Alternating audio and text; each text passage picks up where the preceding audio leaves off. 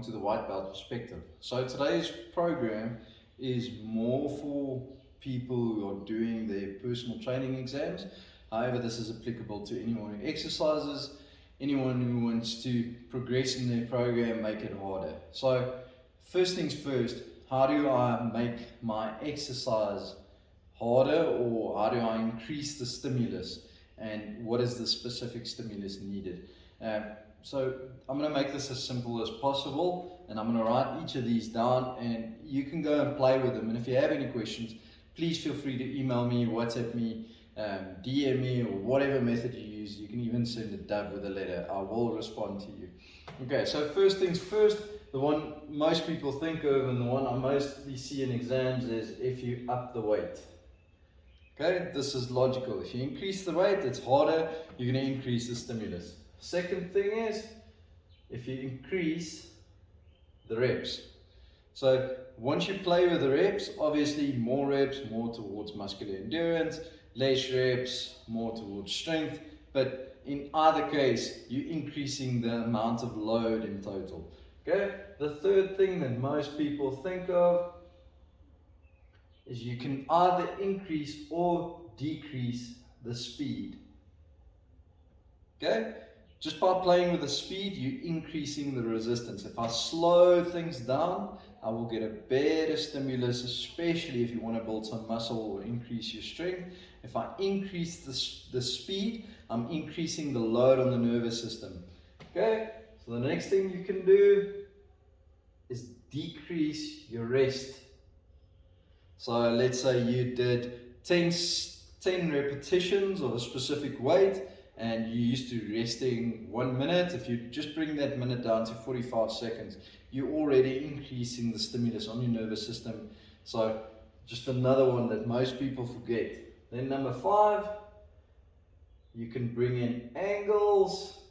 Now this is more, let's say you do a push-up and you decide, okay, I am now going to incline or decline. I'm going to put my feet on a bench, or I'm going to put my hands on a bench, or whatever. You're playing with the resistance the moment you change the angle. Or even if I go one end on a ball and one not, you're changing the angle. That exactly brings me to my next point. Balance. So if you do it on a ball or on a bosu, now I say this with a caveat, you cannot start doing squats on a bosu and think this is going to get you to 200 kilo squats. Okay, it's just another method. So instead of you jumping over your client and making them think this is harder, you can add a balance principle. So like a one-legged deadlift, or one-legged squat like a pistol squat, or even a one-legged squat where you sit down on a chair. Okay, next one, you can play with your frequency. So let's say I did arms on Monday, then I can do arms again on Wednesday for the week, and maybe arms again on Friday for the week.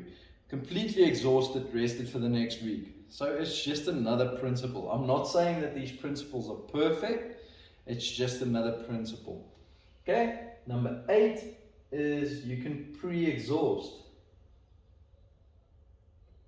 So what do I mean? So let's say you want to do back, and you start off and you do some bicep curls, then you've exhausted the secondary mover on a pull-up or pull-down or pull-over.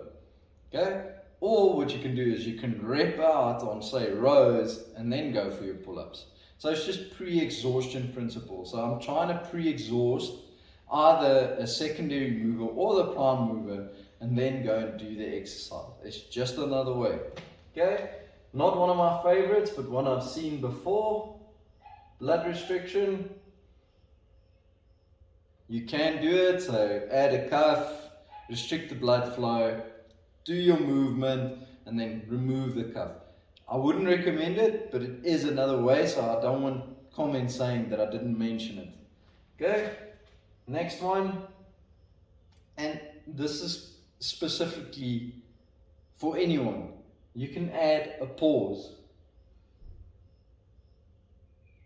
Nothing increases difficulty properly in the weight room like a pause. So let's say you do a squat, go down, arms to grass, keep it down there 3 or 4 seconds, and then shoot back up. That pause kills. So this is just another concept. So if you were to use these 10 concepts, oh, and I forgot. So let's say instead of you doing a 2-arm bench press, you go to dumbbells and you do 1 arm, alternating between left and right. You can alternate. Okay, so these are just 11 ways that you can increase the intensity, increase the difficulty, increase the stimulus in your program to help you get to the result you want. So today was the final episode of Program Design. If you want me to help you design a full program for yourself or help with your clients, please contact me on the link below. I am available.